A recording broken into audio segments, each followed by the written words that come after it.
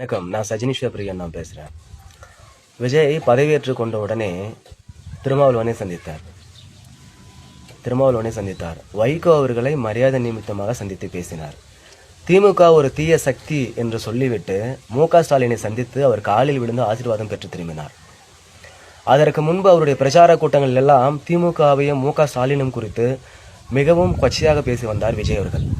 அத்துடன் இருக்கவில்லை, ஒன்றுக்கும் உதவாத சீமானெல்லாம் எங்களுக்கு போட்டியே இல்லை, களத்திலே இருக்கிறவங்க இல்லாதவங்களாம் நாங்கள் எதிர்க்க மாட்டோம் பாசு அப்படின்லாம் பேசின விஜய் சீமான் வீட்டிற்கே சென்று சீமானை சந்தித்து ஆசி பெற்று திரும்பினார்.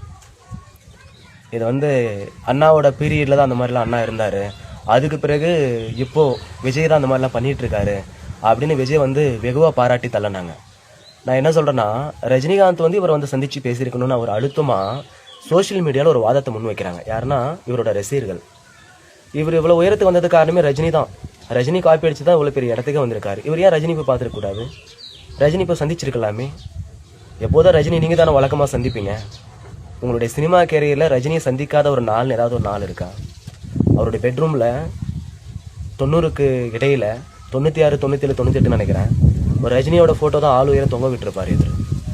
இவருடைய படங்களுக்கு முன்னாடி படங்கள்லாம் போய் பார்த்தா ரஜினியோட ரெஃபரன்ஸ் இல்லாத படங்களே இல்லை அப்படின்னு நாம் சொல்லலாம். அப்படின்னா இவர் எவ்வளோ கஷ்டப்பட்டிருப்பாரு, ஒரு வெற்றியை பார்க்கறதுக்கு எவ்வளோ தூரம் போராடி இருப்பாரு. முக்காவாசி இப்போ லியோ படம் வரைக்கும் ரஜினியை காப்பி பண்ணி நடிச்சிருக்காரு. ரஜினியோட இமிட்டேஷன், ரஜினியோட பாதிப்பு எல்லாமே இவர் இல்லவே இல்லை. இப்போ பிரச்சார கூட்டங்கள் நிற்கும் போது கூட அதே ரஜினி மாதிரி தான் நிற்கிறாரு. இடுப்பில் கை வச்சுக்கிட்டு நிற்கிறாரு. ரஜினியோட ஆரம்பகால படங்கள் ரஜினி என்ன ஸ்டைலில் இருந்தாரோ அந்த ஸ்டைலில் தான் இவர் இப்போ ஃபாலோ பண்ணுறாரு. ஹேர் ஸ்டைல் கூட இப்போ பழைய படம் ரஜினிகாந்த் எப்படி விட்டுருப்பாரோ அப்படி தான் விட்டுருக்கிறாரு. இவர் எதுக்கு ரஜினி சந்திக்கணும்? ரஜினி சந்திக்க வேண்டிய காரணம் என்ன? எதுக்காக சந்திக்கணும்? இந்த மாதிரிலாம் அழுத்தம் கொடுக்குறாங்க. இப்போ உங்கள் பக்கத்து வீட்டில் யாராவது ஒருத்தர் முதல்வர் ஆகிட்டா அவரை போய் நீங்கள் உடனே சந்திக்கணுமா? உடனே வாழ்த்து தெரிவிக்கணுமா? அவர் எதுக்காக நீ இப்போ சந்திச்சு பேசணும்?